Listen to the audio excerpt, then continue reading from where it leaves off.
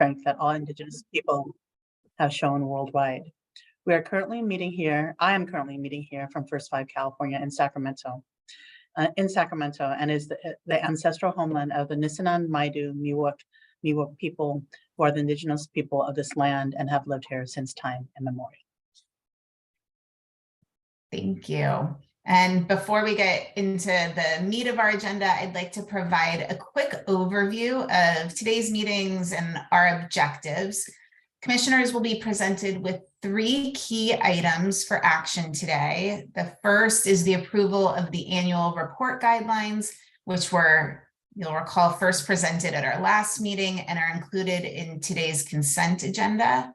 The second item we'll be voting on is a $2 million proposal to contract with a team of experts to evaluate the impact of First Five investments over the last 25 years so that we can really use data to help us achieve our strategic goals and guide future investments. And lastly, we will vote on a $3 million proposal to contract with the Children's Data Network to augment, connect, promote, and collect integrated prenatal to age 5 population-based data. Now, move on to conflict of interest. Please let me know if any agenda item presents or potentially may present a conflict of interest for you. Obtaining this information in advance will ensure that I can announce your non-participation in any aspect of that item in compliance with applicable laws. Does any commissioner want to state a conflict on any of the items? Okay. I will now move on to our reports and turn it over to Jackie to provide our executive director report. Oh, you're muted. Thank you so much, Vice Chair Hazen. And we have a deck to go along with the item that was in your materials. So I will call upon staff to begin that deck whenever you're ready to launch it. So this is on my executive director on June 15th. Next slide, please. Next slide. This report will include several program updates, including status of projects and visualizations used on what we lovingly call the Candyland map. And we'll copyright that, add a copyright at the end of that because it's not Candyland. A public policy update, and as well as a fiscal update. What we note in this agenda is that we don't have a separate agenda item for the fiscal report because we received some data late from the Department of Finance, but we want to provide a more robust and deep presentation for our August commission meeting when we have all the commissioners present. So I wanted to, but we will present some high-level highlights of our fiscal update. Next slide, please. This is the status of our investments flowchart, also known as our Candyland map. You'll see that various projects and programs that you have actually have approved or in the process gave us authorization to move forward with, and the phases that they're in. The Fatherhood Initiative, as you know, is still in the development concept. We've been working with the Glenn Price Group to do, again, a deep lit review, an environmental scan, talking with our community about what programs have been working, not working before we actually launch and come back to the commission with a full proposal. Again, just this is part of our due diligence to make sure that we've uncovered kind of our maximum value with a fatherhood initiative. So next slide actually is, so these are the program updates that we'll be talking about. The Fatherhood Initiative, which I mentioned, the media campaign, which I know many of you may have seen on social media, that we launched our Stronger Starts campaign with the first partner at the Sacramento Zoo. It was highly attended by over 200 people, and we had actually a lot of media uptake from the media campaign. Thank you to Sarah Baches and team for just such a lovely and wonderful and unique event. I keep on hearing, and I don't know if y'all, just really a lot of really great feedback and kind of kudos to how well the launch went. So again, lots of attendance, including remarks made by Chair Perez, the Office California Surgeon General Diana Ramos, and even Sacramento Kings Center Domantas Sabonis, for those of you who are Kings fans, like the Beam. And we also had a really great panel by Sara Maricos, the ED of the ACEs Resource Network, and Brandon Tate, who's the Senior Vice President for Rescue Agency, and former California Surgeon General and former chair of First Five, Dr. Nadine Burke-Harris was part of this panel. And so it was just really just a lovely day to, and just really exciting. For me, it was, I was talking to Dr. Burke-Harris, and it was just this moment of like, we've been planning for so long, and here we are as a launch. And so we felt just really proud of being able to launch and begin this campaign related to kind of lifting up the toxic stress and how to provide caregivers and parents tools to address toxic stress. So we're in the middle of conducting more focus groups and kind of launching that, and you'll see that all of that in market. On impact, we have actually just closed all applications for the impact legacy programs that would support the Quality Counts California initiative for our early learning and care community. And so we're really excited to kind of get moving on that. I know that staff are busy scoring and just to make sure that we can get everything finalized and monies and resources out to community. So there isn't a huge funding gap there. We're also really proud that we actually released we work with School Readiness on an equity analysis about our QCC, and we released that. We released that recently, and we'll have that in circulation shortly. So just highlighting the places that we can actually better kind of improve on our Quality Counts California, lifting up voices of marginalized communities, of families, of providers who may not have had a voice before. So really, that was also a journey in terms of just making sure that we had this equity analysis in our impact. And then that would actually also inform the development of impact legacy and what the future of that will look like. So really just grateful for the work that the community and staff on impact, kind of the heart that they put into and the thoughtfulness of actually really designing this equity initiative, because it's a risk, right? And so it took a lot of courage for us to say, let's take a deep dive and see, where we can improve and where we can do better. And when we know better, we do better. And so we know some things, and we will improve upon our investments moving forward. Also, you all in May of 2022 approved the PEARL, so the Program of Equitable Access for Resource and Literacy Support, which is a high leverage investment, considering that the state of California last year had invested over about the largest investment, I say, in California history for early literacy, about $100 million, which includes the Dolly Parton Imagination Library. We were able to actually be part of that launch on June 8th of the Dolly Parton Imagination Library partnership with the California State Librarian as well. And so really we're being thoughtful about where our investment can best leverage this $68 million Dolly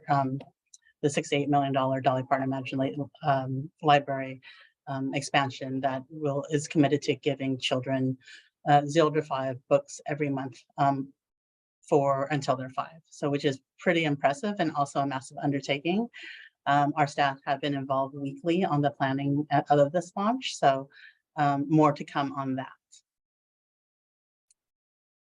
So the refugees, we will, I'll highlight that we're still kind of going strong with the refugee family support programs. You were tasked to evaluate the efficacy in our, what this meant for First Five California, because it was the first ever type of investment of its kind. In August, we'll have come up to a year, and we'll have some data, and we will be presenting kind of the status updates, and hoping in August that we will be able to bring some programs so they can share with you the impact of the investments in their communities in August. The home visiting coordination, we are done scoring, and we're about to, I believe, process our bids and make awards. And so this is the last phase of our initial home visiting investment. And we expect to release the grant award notices at the end of the month, which is in a couple of weeks, so that they can have a July 1 start. So really proud of that. The kit for new parents is we had a research, the American Institute for Research, Social Policy Research Associates, and Alan Shea and Associates conducted a 2-year evaluation focused on 3 key areas: parent experiences, parent and family outcomes, and just the effectiveness of the kits. Again, I think that we've evaluated this over time, and it still has value for parents who are receiving the kits. And so that is, we will, a copy of the survey and the kits are also in your item. Last but not least, our public policy folks have been extremely busy working with agencies across. They have been working internally on the California Workforce Registry with the hope of transitioning this to a larger agency who relies on the Workforce Registry for data and licensing and a number of other things. There's also beginning conversations about 0 to 5 intervention with the California Department of Social Services, and how the kit might be useful for some families who are 0 to 5 in the child welfare system. The Office of the Surgeon General is also launching their campaign on ACEs for more broadly, and so we have been asked to actually be part of that launch.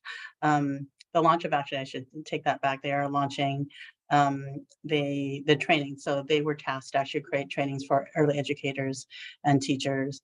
And so that will be launching later this summer.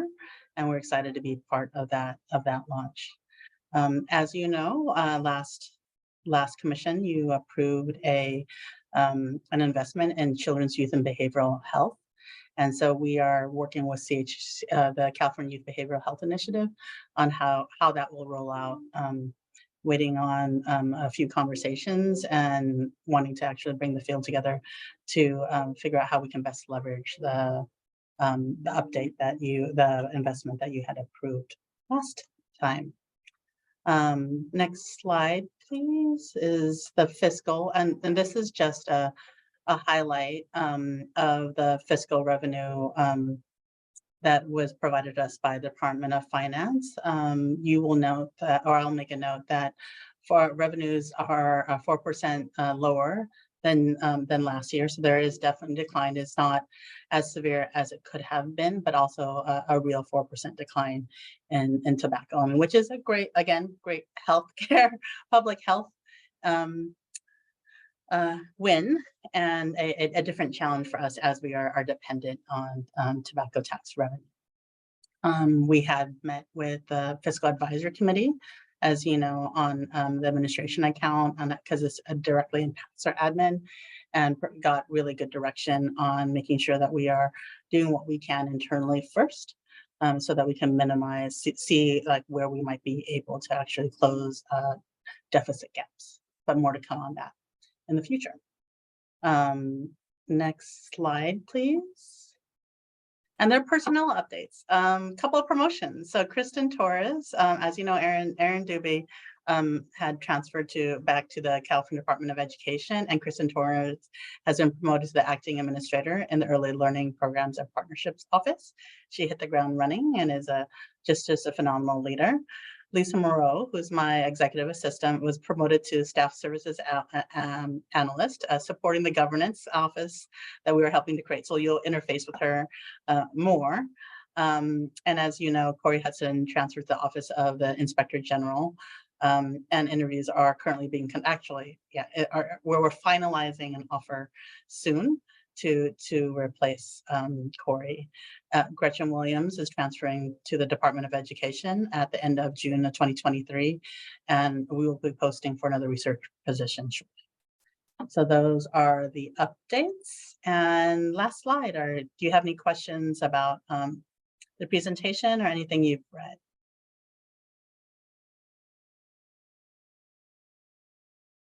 I've got a quick one. So I'm wondering how our campaign just at a high level, overlaps and aligns with the Surgeon General's ACEs campaign, to make sure that our efforts aren't duplicative and that our investments and limited dollars are used wisely. Absolutely. So I'm going to actually, I think Sarah Batches is on to help me and keep me honest here. I don't know if you want to elevate her. I saw her earlier. Her hand is raised. If staff can elevate Sarah to panelist. Great. Sarah's been working very closely with the communication staff at the Office of the Surgeon General, and I think I see her coming on right now. And that is actually number one. We want to maximize our dollars and the investments you've already approved of us, but I'll hand it over to Sarah about the specificity by which we are actually working with the Office of the Surgeon General to make sure that the messages are not duplicative. Good morning. Good afternoon. Afternoon. Good. Thank you for the question. We meet with the Surgeon General's office on a monthly basis. We actually are leading the charge. We're the first state agency to come out on ACEs and toxic stress. They just secured their contractor. And so we're working to determine which data we could provide to them so that it speeds up their process. So we're actually really trying to be in alignment where we've already done a lot of the formative research, a lot of the discussions with focus groups in terms of terminology to utilize. Their focus is mostly on more adult general public. Ours is definitely aimed at parents and caregivers of young children. So the good thing is they still have yet to begin their actual work in terms of how they're going to message their content, because they're still going to have to go through the formative research process. Our goal is that the data that we've collected can help fast track that path so that there's no disruption as we've launched our campaign, that they can backfill and come through for the general public. So our goal is just always to make sure that they're aware, and they were, as you saw, Dr. Ramos participated as one of our keynote speakers. And my goal as your deputy director is making sure that we keep them informed so that they understand where we're going and why we're going in the direction given what we've received from parent focus groups. Great, thank you so much. Any other questions from any other commissioners? Okay, seeing none, we'll move into our association report. Is Avo here to present? He is. Great.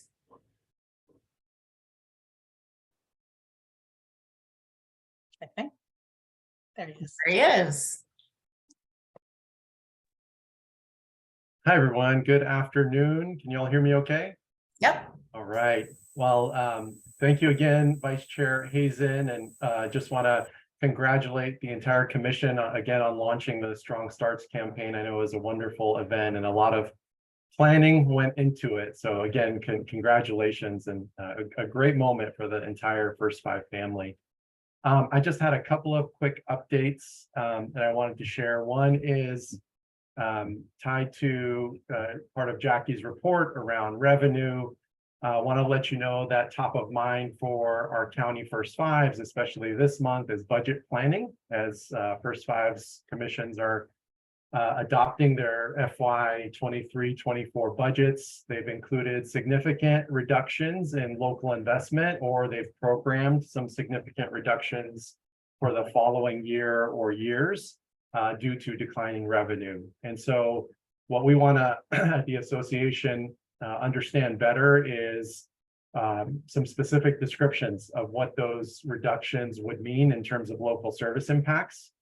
So we're going to be launching a survey this month with our members to help describe the impacts to children and families, the systems impacts, and even wider community impacts that may affect local commissions' ability to leverage external funding, what it would mean for employees at First Fives, as well as the local nonprofit ecosystem that relies on local First Five investments.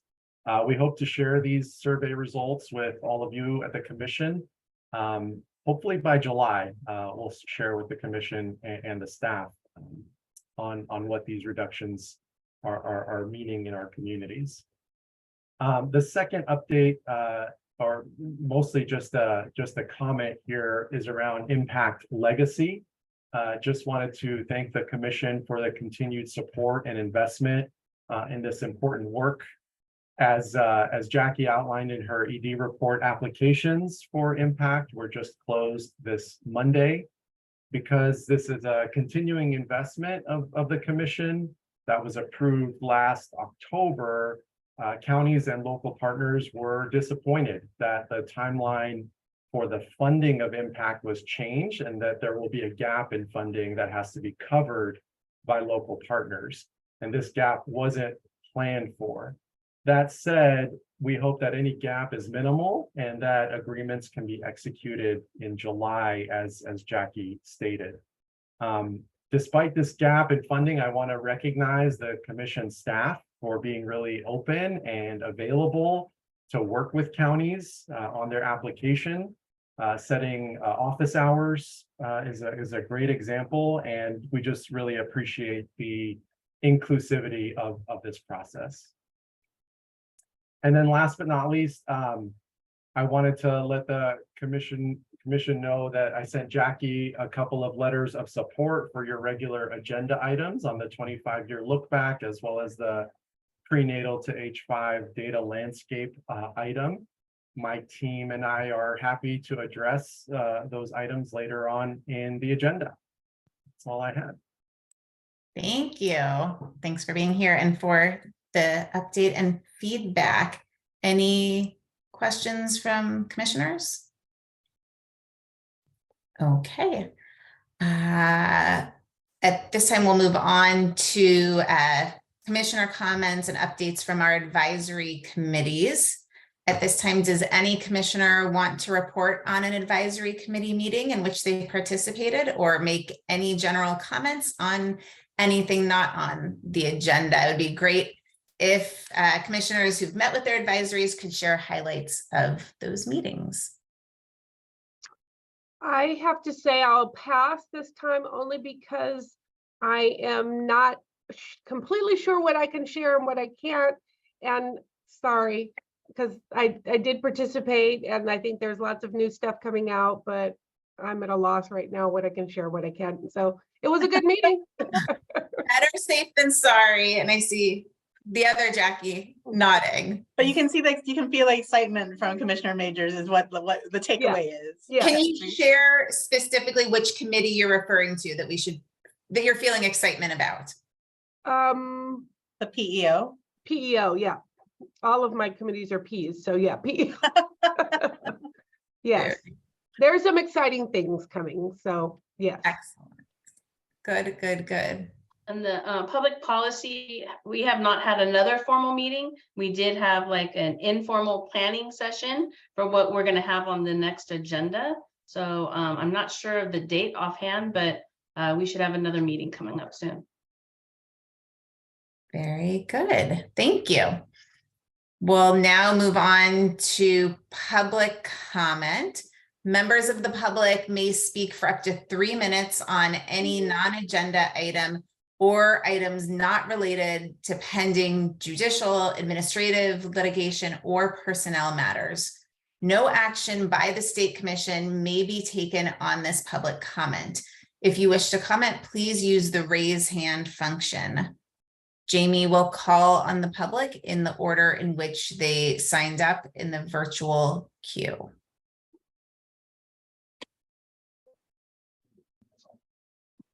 Is there anybody? I don't see anybody yet. I don't see anybody so far with their hand raised. Okay, then we will move on to item 3, our consent calendar. Items on the consent calendar are to be considered routine and will be enacted by one motion followed by a vote.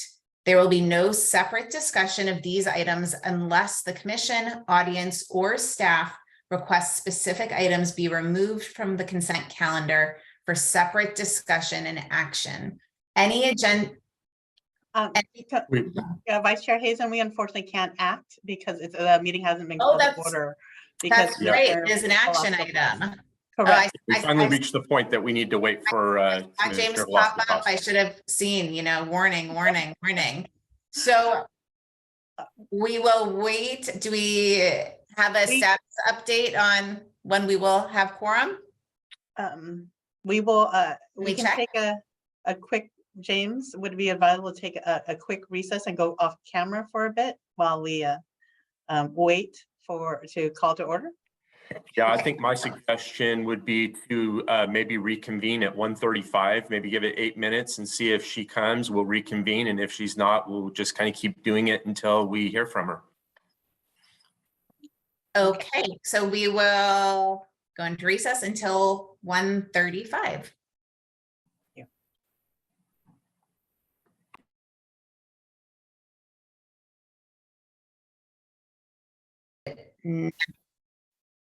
And I'd now like to welcome Dr. Williams to present item 4, our 25-year look back project. Excellent. Just a note for the presentation. Well, first of all, greetings, Commissioners. So good to see you once again. For items 4 and 5, Dr. Amanda Lawrence, our research scientist 2 in research and evaluation, will be presenting. I'm just coming on to provide some context before the presentation. 2 things that we think are important to mention. So these 2 items, first of all, they've been info items previously. And in consultation with Chair Majors, Jackie Majors, we were advised to bring these forward to the full presentation of the commission. The second thing I want to mention is also that the reason for the data, both of these items, right, 4 and 5, are really focused on data. And it's really a focus on impact and outcome. Why do we need the data? Because we need to understand our impact and outcome. So I wanted to just provide that as a context, and I'm always happy to make way for staff, particularly someone like Dr. Lawrence, who is a unique treasure in our organization because not only of the way she thinks, but also the way she presents the data and the information. So I'm going to cede the presentation to Dr. Lawrence. Thank you. And can you all hear and see me? Yep. Okay, am I able to share my screen, staff? Yes, I believe so. All right, looks like it. I'm pulling up our slide. Thank you for your patience. This is my first time presenting to you. There we go. All right, now hopefully everybody can see my slides. Perfect. I'm just going to move your lovely faces out of the way of my notes so that I can get started. Thank you so much. So thank you, Dr. Williams. Yes, as Dr. Williams mentioned, I am Dr. Amanda Lawrence, a developmental scientist. I'm also a former school counselor, and I am the commission's research scientist. I've now been here for just over a year, and I'm very excited to be here with you virtually today to present on the 25-year look back. As a reminder, this item, as Dr. Williams mentioned, was created in response to commissioner suggestion, was previously presented, at the Research and Evaluation Advisory Committee in January of 2023, was also presented as an information item at the April 2023 commission meeting. And today I'm presenting this proposal as an action item with this brief recap presentation, which has been updated following discussion at the last meeting. While every investment is required to be evaluated individually per our statute, we have yet to investigate the overall impact Prop 10 has had on the children and families of California since its inception. This proposal is timely as it can support advocacy in a time of declining funding, meaning we can use the project's results to show the collective impact of First 5 and demonstrate our value to the children and families of California. Work on this comprehensive policy evaluation can begin once funding has been allotted and an expert contractor secured. In completing this evaluation, we will collaborate with interest holders at all levels, including the association, local First Fives, other departments and agencies, families, parents, and providers at all points in the evaluation. This evaluation will consider the effects of past and present investments, compile and synthesize internal and external evaluations of past investments, identify areas for future investment, and inform indicator selection for ongoing impact monitoring. The budget of $2 million from our Healthy Research and Development Fund was estimated based on the price of previous large-scale evaluations by expert research teams contracted by First Five California, and through my discussions with research and evaluation professionals across California. Research questions for this evaluation will be selected using a robust feedback process facilitated by the selected experts in collaboration with interest holders, including the local commissions, the association, other departments and agencies, parents, families, and providers, and may include those listed on this slide. These questions listed here are a jumping off point for discussion, not a comprehensive list. The overarching question that we will seek to answer is, how has the act moved the needle for young children and families in California writ large? And how do we continue to move the needle, especially in an era of declining funding? Additional potential overarching questions include, what has been the collective impact of First Five overall? Who has been reached in California and has not been reached, and how and why? What have the impacts been on those now older children? The landscape of early childhood policy in California and beyond, family serving systems, local economies, and more. What successes on the local and state levels can we replicate to serve children and families most efficiently? What areas still need additional investment, and what options for making impact in those areas are most likely to succeed based on current research? How should we monitor our impact at various levels moving forward? And again, these are potential questions. Research questions will be selected in partnership with interest holders at all levels, including yourselves. Methods for the evaluation will be informed by the research questions selected, but will include both quantitative, so numbers, and qualitative, stories, methods. Methods shall uplift the stories and experiences of local commissions, families, and providers, while supplementing that valuable data with quantitative metrics. Past evaluations and reports at the state and local levels, plus any available from outside entities, can be woven together to build a bigger picture. Novel policy and program analyses carried out by experts via advanced quantitative methods can illuminate those big picture questions from the previous slide, as well as any others we come up with. Interviews with families, providers, local and state staff, and commissioners and other interest holders will be foundational to the evaluation. And as I mentioned, interest holders will be involved in the design, implementation, interpretation, and dissemination of the results of these analyses. Depending on the research questions and methods selected in collaboration with the commission and those other interest holders, deliverables may include those listed on this slide, which will be selected to be informed by, deliverable selection will be informed by the needs of the commission and other interest holders, considering what may be useful to different audiences and for different purposes. These expert crafted deliverables will provide evidence to support ongoing funding, as well as inform the ways in which we can continue to best support the children, families, and providers of California. Potential deliverables include historical analysis, synthesis of past evaluations and reports, policy and program analysis reports, scholarly publication drafts, reports, infographics, and other documents for public dissemination, advocacy materials, and recommendations for future investments and ongoing impact monitoring. So thank you for listening to our recap presentation. And Dr. Williams and I are happy to take questions at this time. And I will stop my share. Thank you. I can speak for myself. I'm very excited. I know this will take some time, but I think to actually have objective information to know the difference we've made over the last 25 years, but I think more importantly, what we should be focusing on and funding moving forward. So thank you for hearing our feedback last time and reflecting that in today's presentation. Are there any questions or discussion from commissioners? Well, I will simply add that I think this item and the next item both speak to our rightful role in gathering data to make informed decisions. So I'm really excited about both of them because, you know, done a lot of direct service funding and, you know, other things that have really, you know, had an important impact. But I think to know how much and what did, but also, again, not moving forward, but data around children, young children, and how we navigate that in the next 5 years.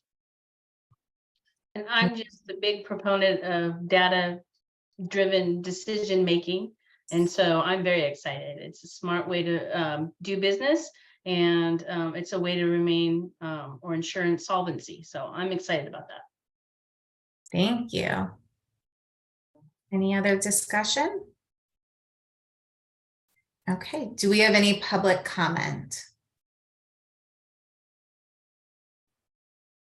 I don't see anybody with their hand raised right now. All right, well, I just want to reiterate, I think this is going to be really game changing for the commission. Having been on the commission for many years, you know, often I feel like it's like deja vu. Did this make a difference? What difference did it make? What should we be spending on? So this feels very important. With that, I will ask if we have a motion to approve the 25-year look back project. I will make the motion to approve the 25-year look back project. Can you specify that? Is that the $2 million requested? Yes. Okay, so we have a motion to approve up to $2 million for the 25-year look back project. Is there a second? I second. Thank you. Okay, so motion by Commissioner Risso, seconded by Commissioner Velasco Paz. And Jamie, can you do a roll call vote, please? Yes, Shannon Hazen, Aye. Jackie Majors, Aye. Vivian Velasco Paz, Aye. Lori Riso. Aye. Thank you. The motion carries. All right. Moving right along. Yes, I see cheers, excitement. We'll move on to item 5, the prenatal to age 5 data landscape item, and I'll turn it back over to Dr. Williams to present this item. And I'll be turning it over to Dr. Lawrence once again. Thank you. There you go. Teamwork. And I will be turning it over to the CDN team, but first I will introduce them. So thank you, Dr. Williams, again, and commissioners, thank you so much. It is my pleasure to introduce and welcome back to the commission, Drs. Reagan Faust and Emily Putnam-Hornstein of the Children's Data Network, or the CDN. The CDN is a data and research collaborative focused on the linkage and analysis of administrative records. In partnership with public agencies, philanthropic funders, and community stakeholders, they seek to generate knowledge and advance evidence-rich policies that will improve the health, safety, and well-being of our children. Reagan is the executive director of the CDN and a senior research scientist at the University of Southern California. An experienced researcher, project manager, and data translator, she works closely with the data research and funding partners to pursue and communicate the CDN's transdisciplinary research agenda, inform children's programs and policies, and build the capacity of government agencies to make better use of their own data. Formerly a senior manager of data and research for the Lucille Packard Foundation for Children's Health, she managed kidsdata.org, guided development and implementation of child health and well-being initiatives, and stewarded strategic data and communication partnerships. Dr. Faust holds a doctorate in educational psychology from the University of Virginia and a BA in psychology from UC Davis, one of my alma maters. Emily, Dr. Putnam-Hornstein is the John A. Tate Distinguished Professor for Children in Need at the University of North Carolina School of Social Work, a distinguished scholar at USC, and co-director of the Children's Data Network. She also maintains a research appointment at the California Child Welfare Indicators Project. Emily's current research focuses on the application of epidemiological methods to improve the surveillance of non-fatal and fatal child abuse and neglect. Her analysis of large-scale linked administrative data has provided insight into where scarce resources may be most effectively targeted and informs understanding of maltreated children within a broader population-based context. Emily graduated from Yale University with a BA in psychology, received her MSW from Columbia University, and earned her PhD in social welfare from the University of California at Berkeley. This presentation, again, will also serve as a reminder and an update to the proposal as presented as an information item in the April Commission meeting. And this is our recap and action item presentation. And now I'll turn it over to the Children's Data Network team. Thank you so much, Amanda. Can everybody hear me all right? Excellent. So I'm going to pull up the presentation, but I wanted to say thank you so much for that wonderful introduction. And I'm also obviously co-presenting with Emily Putnam-Hornstein, who is here, but is limited in her bandwidth. She's actually calling in from the mountains. And so I will be carrying forward her voice and comments as needed, but also she may jump in. Apologies in advance for any Wi-Fi issues that we may encounter. All right.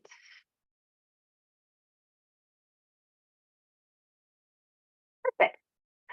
All right, so today I am hoping that we will be able to refresh your memory of what is being proposed, reinforce the why us, why you, why now, address any questions that came up during the prior presentation, and answer any new ones that come up today. So there's time saved at the end of the presentation for questions, but please interrupt if anything is unclear, and we can address it then. So let's dive in. So to recap, from where we stand, we see a lot of great work happening in this space. So we can say actually a lot about the health, the safety, public service interactions of young children involved with the public benefit and service systems in California. But we do think that more could be done to augment what's available to better characterize the experiences of and really lift up young children specifically.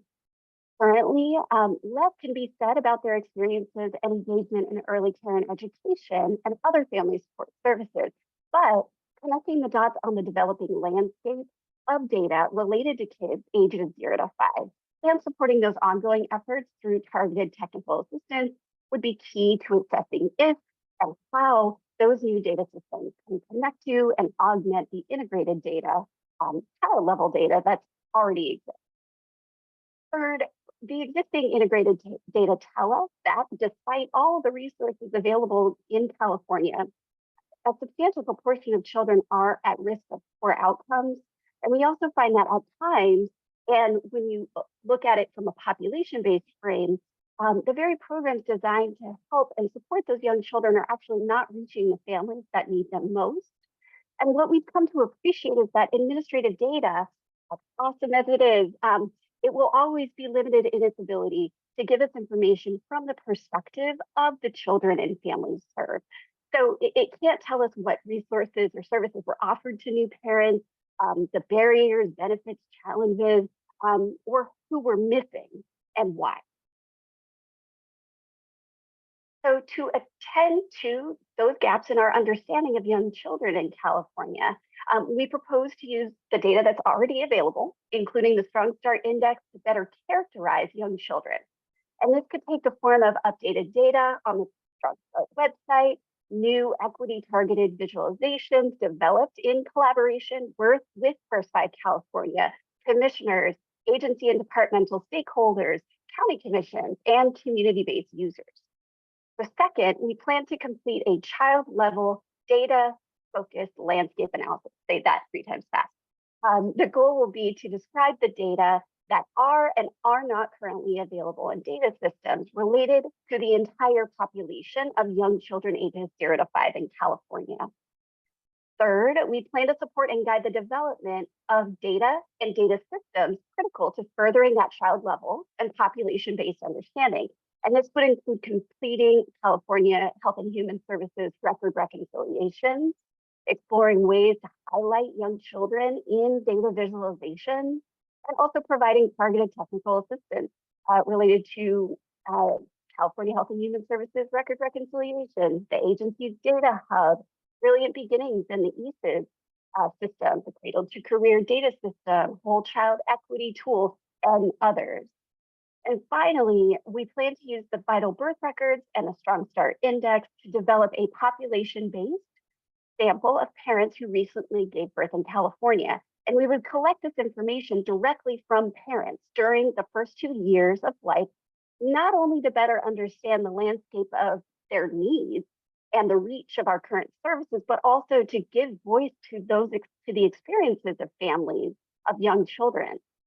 We also plan to augment this self-reported information with linked administrative records in order to efficiently assess the experiences and outcomes of these children. So now I'm going to take you through the importance of each work stream and also make sure to answer the questions that emerged during our prior presentation, including why is this needed, what would this look like, and how we would address it.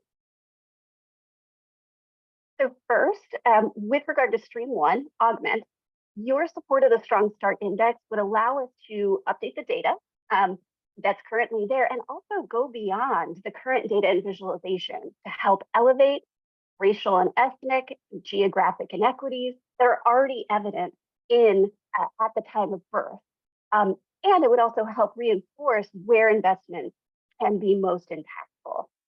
And it's also foundational to stewarding these new use cases like the one that we're proposing in stream 4, which is to collect information directly from families. And this seems very basic, but incredibly important given comments from the prior commission meeting. Your support of the Strong Start Index would ensure that actual counts of birth continue to be available at a very local level. So we heard from our first 5 county commission partners that much of the information they need in order to for their program planning, policy development, often isn't local, recent, or accurate enough in order for it to be helpful. And your support would ensure that these data are available and are able to be used on behalf of children and families. Next, developing this landscape analysis is critical because not all of the information and emerging data systems capture or will capture can be linked at the child level. So for example, some records, like those that are included in the record reconciliation process, are at the child level, right? So these records can be linked with other records that exist about those same children in other service silos. And you can start to build longitudinal cross-sector databases that examine the children's socio-demographic characteristics, public service interactions, and outcomes over time longitudinally. Other records, like most current ECE and licensing records, are at a provider or facility or geographic level, right? And these records are very useful in answer policy relevant questions and evaluating facility compliance, for example. They can be used in combination with those child level records to better understand maybe the number of childcare facilities relative to the number of babies born in a community, right? But a mismatch in the level of the data would mean that we wouldn't be able to, for example, maybe connect a particular child to a particular facility or to enhance children's records that are already integrated with ECE information that they received services, right?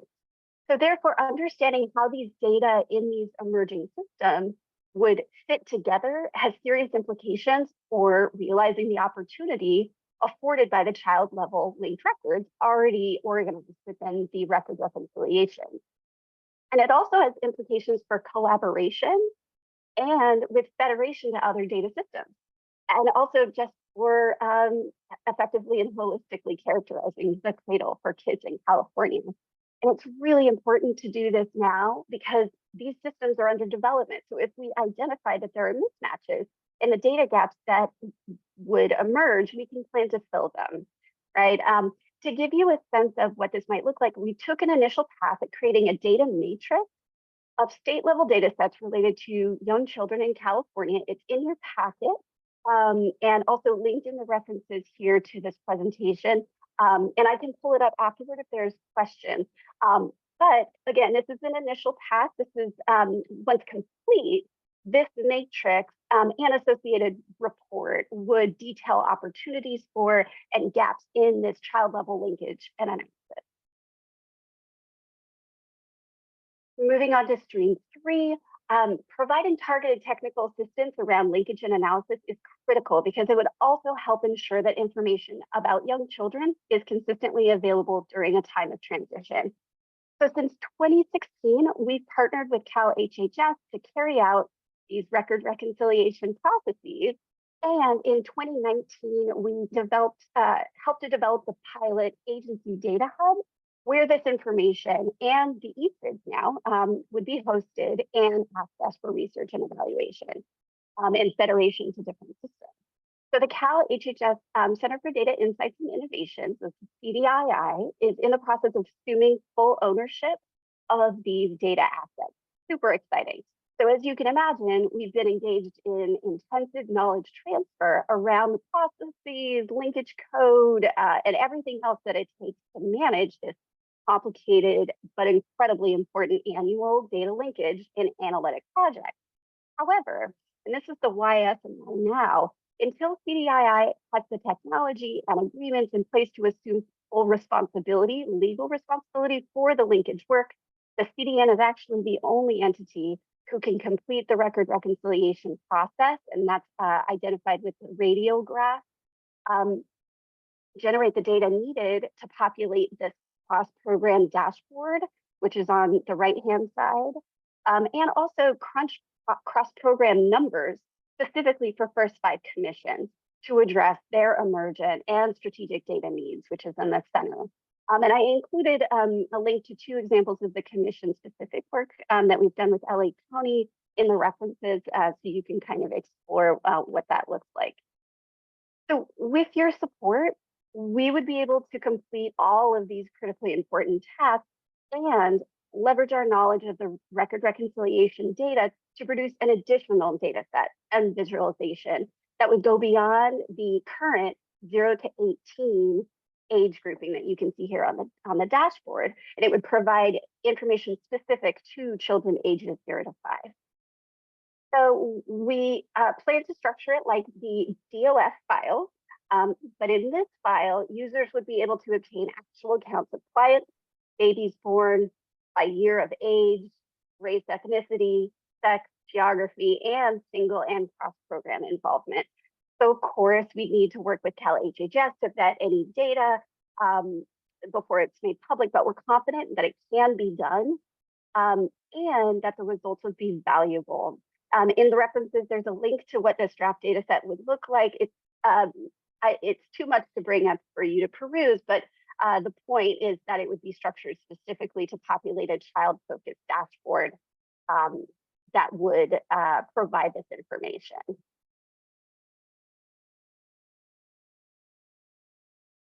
All right, fabulous.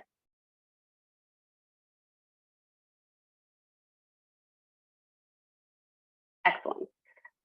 Okay, so finally, your support would not only help us better understand the risk and asset profile of babies born in California each year, but it would also fill a major gap in information about the needs and experiences of the entire population of young children and families, not just those who engage in services. And to be clear, this is a big one. It's going to take a village. We're really excited to work in partnership with First 5 California, local county commissions, you commissioners, Cal HHS, VB birthing hospitals, family resource centers, or local service providers, and others to promote and then initiate the statewide data collection effort. And from recent conversations, our partners are really excited too, because in addition to providing a forum for collecting this authentic family voice, it's also going to provide for the first time a state level view of the service landscape. And this is something that has yet to be documented, but it's absolutely essential to successful prevention and early intervention efforts and for aligning needs and supports. And it also would position us well to respond to and leverage federal legislation around prevention, namely the Families First Prevention Services Act. So in sum, this work promises to help us as a field refine and improve services, tailor engagement strategies, and direct resources more efficiently and equitably. Before we move on, I know that Emily wanted to reinforce that there would be opportunities for co-creation and engagement at every stage in response to the comments raised at the previous meeting. And so I wanted to delineate a few points there. And Emily, feel free to jump in if I'm missing anything. So first, with regard to the data collection effort, we plan to establish a community work group of parents that would be paid for their participation in this initiative. And they would be charged with reviewing the overall outreach strategy plan, providing input on questions that would be used, and partnering to translate and disseminate findings, among others. With regard to the equity-focused dashboard plan, so we plan to work with the First Five and First Five California, the commission, and other stakeholders, as I mentioned, to establish multiple points of review for and display of this equity-focused dashboard. And then finally, we wanted to confirm that if funding is approved, we also anticipate providing the commission not only with updates, but also space for receiving feedback, input, co-creation to ensure alignment. Now, this concludes my remark. And Emily, feel free to jump in. You did a great job, Reagan. I will just open it up to see if there are questions. Thank you so much for leading the presentation. And actually, before we move to questions, I did want to highlight one last thing. This is the presentation references. So in here, there is hyperlinked to the materials, the documents that I referenced. So you'll also notice the last two are letters of support from First Five Los Angeles and First Five Association. Thank you both. But I should also mention that this proposal was developed with informal consultation and resulting enthusiasm from a number of other partners, including Cal HHS Center for Data Insights and Innovation, Cal HHS Office of Systems Integration, other departments as well. Consultants with Brilliant Beginnings and ESID's data system, First Five Orange County, Actionable Intelligence for Social Policy at the University of Pennsylvania, and the Heisman Simons Foundation. And with that, I'll turn it to questions. Thank you. Do we have any questions from commissioners?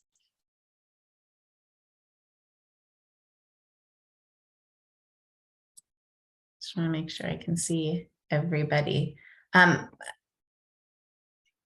Seeing no questions, I'm wondering, I know as I sort of reminded myself about our discussion last time and look back at everybody's feedback, I know we had talked about equity, talked about input holder voices, and I heard you say, and I just want to make sure I understand this clearly, that there'll be a parent advisory group and that those participants will be paid. Can you just say, I guess, a little bit more about the work to ensure diverse voices and viewpoints are involved? I heard you say all of the different organizations and agencies that have gotten the work, I think, to this point and helped shape the proposal. I didn't hear community voice in that list.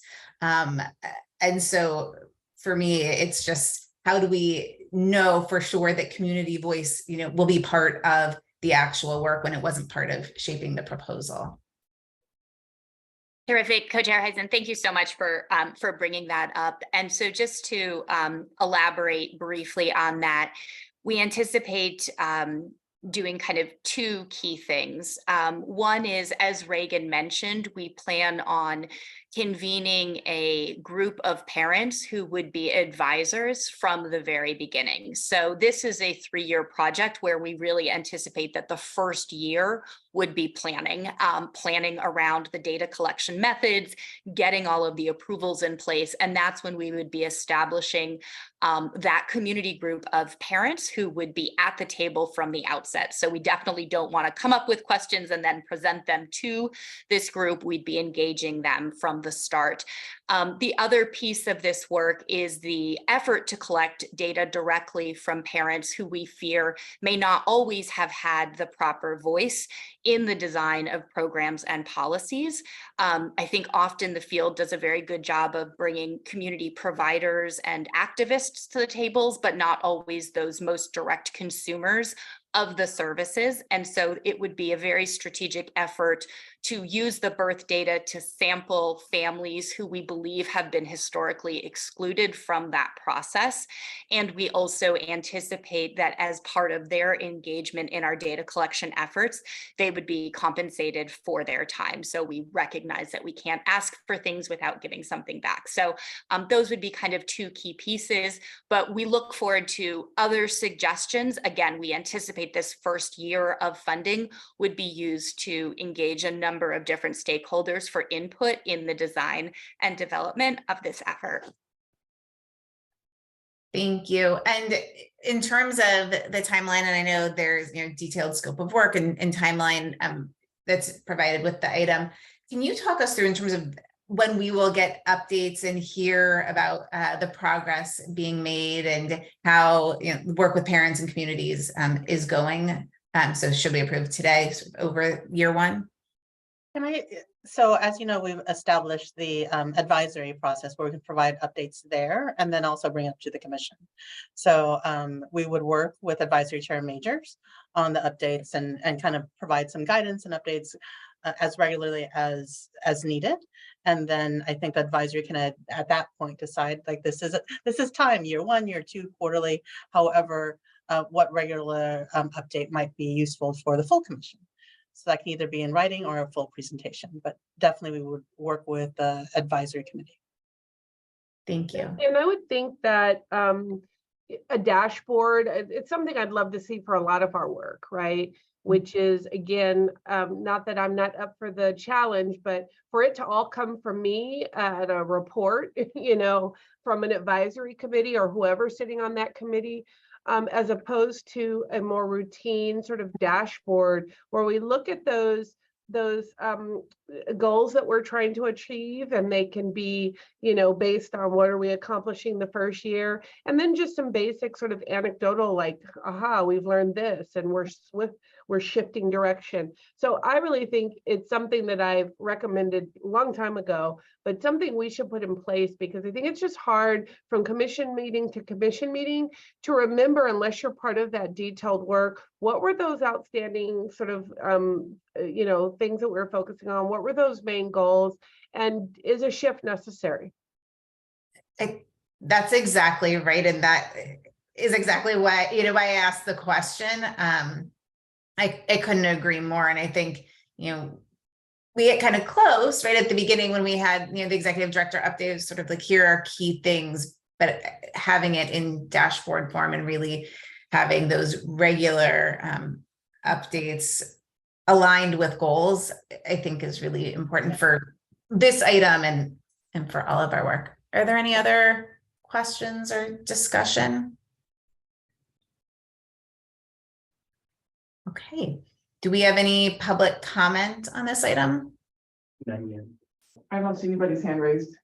Oh, we got one. Oh, wait, someone just raised their hands. Sarah Crow, I will promote you to a panelist. Okay. All right, Sarah, go ahead. Hi, commissioners. Good afternoon. Nice to see you all.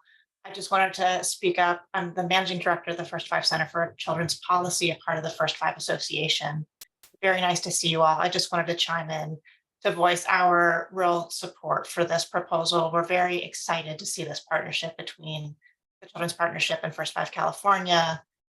Emily and Reagan have been longtime partners of ours, very trusted, exceptional skill set and trust across state agencies. And we're just really enthusiastic about this work and know that it will lead to a lot of new and improved information about our infants and toddlers in California that is missing today and that we really need and will rely on. Thank you for your time. Thank you. Do we have any other public comment? Oh, I just wanted to comment. Thank you, Sarah. and you reminded me of something that I wanted to emphasize. We do not have enough data on children under 5. We just don't. And so even when we think about our proposal that we did, our item 4, yes, we want to see what first $5 have done and programs have done to impact children. But as we think about that about informing the future, how do we inform the future if we don't know what they need? And so I did want to say that even in my role, I just see that data is so sketchy. And the other thing, because I just found my notes too from the last meeting, is that I hope everybody understands from the commissioners, and I think I can speak for us, is that we want to make sure that we're leveraging our efforts and that we're leveraging our dollars, right? And so the dashboard for us helps us not just see all of these things in this isolated way, okay, 2 million for this, 3 million for that, but that all of this incredible research and all these brilliant people that are doing this work, that it's not left for us and for the field to figure out how to integrate and use that data, but that somehow, maybe even through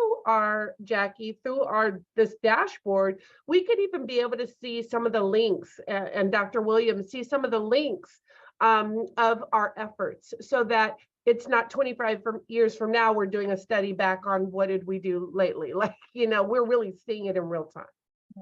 Yeah. I would say, since I've joined, I've spoken to all of you about this idea of a dashboard and visualization. And so we needed to go slow to go fast. And this is, now we're here at this point of like, now we've done the research and the desire to do there.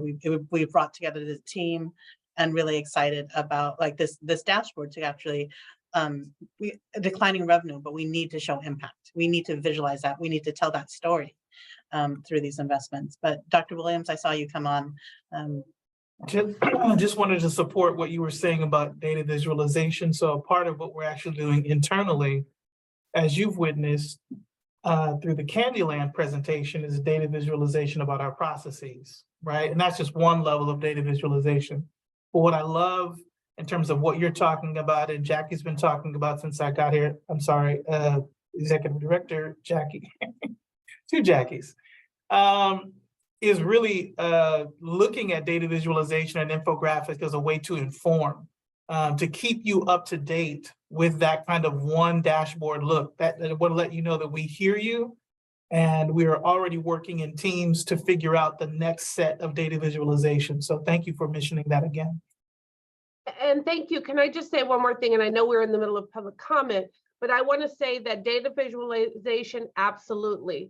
But I want to get a little bit more elementary and say data visualization from our perspective as we are leading this effort doesn't just mean being able to just have an impact report or, an infographic on the results you're finding, but some conclusive types of connecting information, some staff analysis, right? I think it's also, like a primer for us, like this is the data, but, some points that help attach us to, okay, that's what we're doing. And that connects with that project and that connects with impact. I know that's sort of a big ask, but I think it's really simple. Once you have the data, to figure out how now to translate it to us in our working capacity as commissioners to, again, not have to wait 25 years later to go back and see that we knew step by step that we were doing something that was going to have an impact. Exactly. Definitely heard. Appreciate that direction. Thank you. Thank you. And is there anybody else waiting to provide public comment? I don't see any hands raised. Okay. Then we will move on. I'm looking for a motion to fund the prenatal to age 5 data landscape project.